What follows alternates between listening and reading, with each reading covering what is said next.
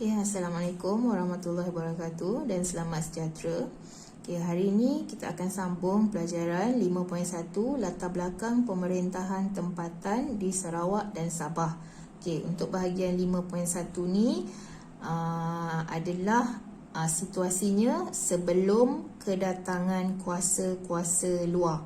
Maksudnya kuasa barat tak ada lagi sampai kat Sabah Sarawak sebelum. So kita akan lihat bagaimana pemerintahan tempatan di Sarawak dan Sabah sebelum kedatangan barat. Jadi sistem pemerintahan ada terbahagi kepada dua pemerintahan, iaitu yang pertama sistem kesukuan. Kita tengok dulu sistem kesukuan.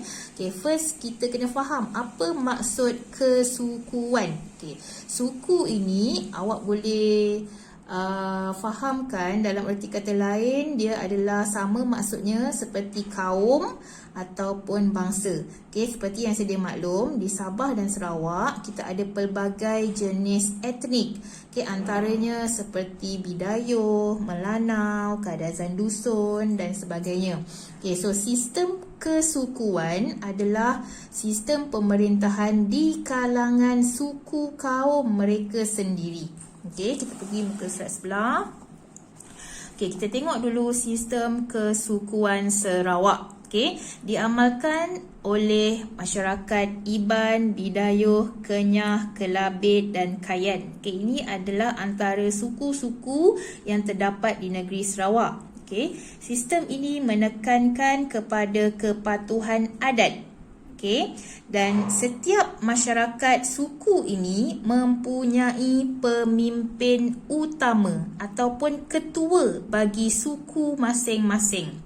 Sebagai contoh, masyarakat Iban, pemimpin utamanya digelar tuai rumah.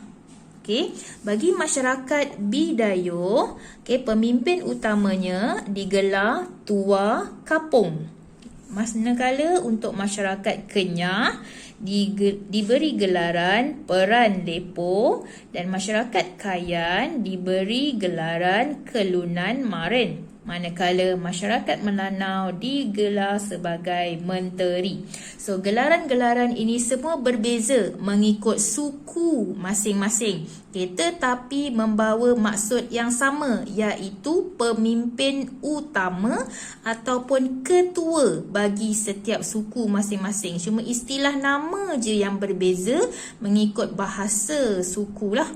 Jadi apa kerja pemimpin utama ataupun ketua suku ni? Kerja dia adalah untuk menyelesaikan pertelingkahan dalam kalangan penduduk bagi memastikan keharmonian berkekalan. So ringkasnya menyelesaikan pertelingkahan. Apa maksud pertelingkahan? Maksudnya masalah, pergaduhan ataupun pertikaian. Itu maksud dia. Jadi itu tugas siapa?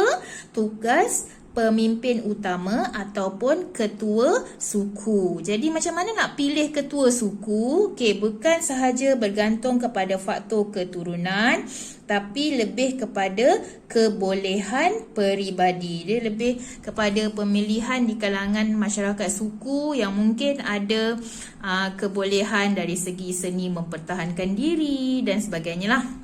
Jadi itu sistem suku di Sarawak. Kita pergi pada sistem kesukuan di Sabah. Sama seperti Sarawak, di mana pegangan adat menjadi alat kawalan sosiopolitik yang berkesan. Jadi dua-dua ni adalah persamaan.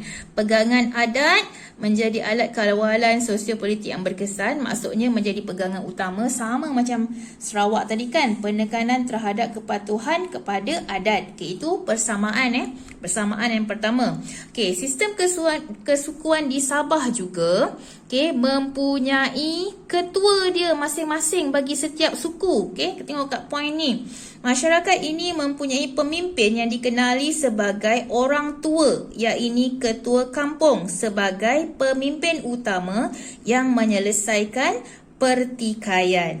Jadi ini pun salah satu persamaannya, di mana persamaan sistem suku Sarawak dan Sabah masing-masing mempunyai pemimpin utama ataupun ketua. Cuma istilahnya berbeza. Kalau di Sabah, istilahnya dipanggil orang tua ataupun ketua kampung. Poin yang kedua kita tengok kat sini sebagai pemimpin utama yang menyelesaikan pertikaian. Jadi ini juga adalah poin ketiga dalam persamaan, di mana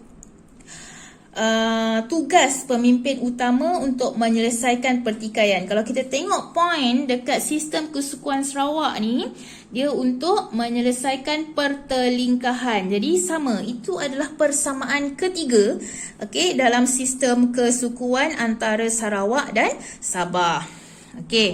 Cuma uniknya di Sabah ini, dia ada dua lagi istilah ataupun kumpulan yang awak kena tahu, yang dipanggil Majlis Kampung yang pertama, dan juga lagi satu istilah tukang-tukang adat.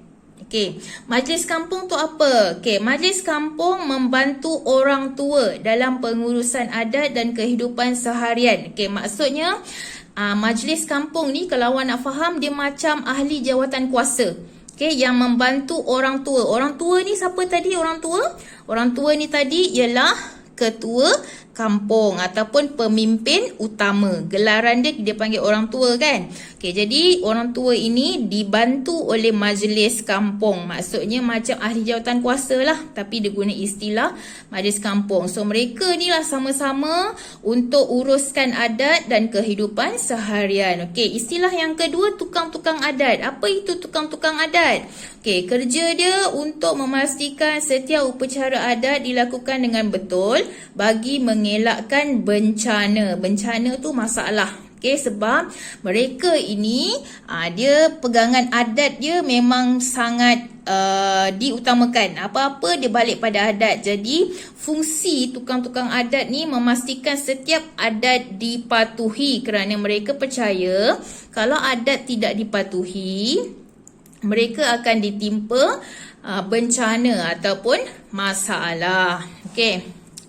And then bagi masyarakat Bajau di pantai timur Sabah, pemimpin utama dikenali sebagai Matua, yang menjadi pelindung adat dan kepentingan anak buah. Ini gelaran untuk ketua bagi masyarakat Bajau, adalah Matua. Antara masyarakat yang mengamalkan sistem ini termasuklah Kadazan Dusun, Murut dan Bajau. Jadi tugasan pertama awak perlu hasilkan peta buih yang menunjukkan persamaan dan perbezaan. Jadi persamaan tadi saya dah beritahu ada 3 poin utama, iaitu yang pertama kepada pegangan adat, yang kedua mempunyai pemimpin utama. Yang ketiga, tugas pemimpin utama ialah menyelesaikan pertikaian ataupun menyelesaikan pertelingkahan. Itu 3 persamaan. Yang lain semua awak boleh jadikan sebagai perbezaan di antara sistem kesukuan Sarawak dan sistem kesukuan Sabah. Itu sahaja. Terima kasih.